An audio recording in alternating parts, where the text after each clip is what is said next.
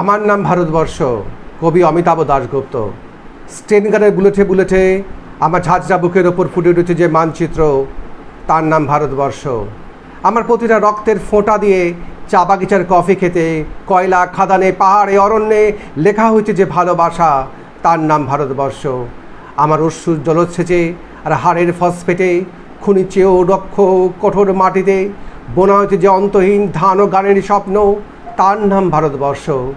আমার ঠান্ডা মুখের ওপর এখনও গাঢ় হয়ে জমে আছে ভাকরা নাঙালের পাথুরে বাদুরে গম্ভীর ছায়া। ডেকবয়ের বুক থেকে মায়ের দুধের মতো উঠে আসা তোলা ভেসে যাচ্ছে আমার সারা শরীরে। কপাল থেকে দাঙ্গার রক্ত মুছে ফেলে আমাকে বুকে করে তুলে নিতে এসেছে যে আহমেদাবাদের সুতোকলের জঙ্গি মজুর, আমার মৃতদের পাহারাদার আজ প্রতিটা হাল বহনকারী বলরাম। প্রতিটা ধর্ষিতা আদিবাসী যুবতীর ইশোক নয় ক্রোধের আগুনে দাও দাও জ্বলে যাচ্ছে আমার শেষ শয্যা। ভরাট গর্ভের মতো আকাশে আকাশে কেঁপে উঠছে মেঘ, বৃষ্টি আসবে, ঘাতকের স্টেন গান আর আমার মাঝ বরাবর ঝরে যাবে বরফ গলার গঙ্গোত্রী। আর একটু পরেই প্রতিটা মরা খাল, বিল, পুকুর কানায় কানায় ভরে উঠবে আমার মায়ের চোখের মতো। প্রতিটা পাথর থেকে ঢেকে যাবে উদ্ভিদের সবুজ সম্বেনে।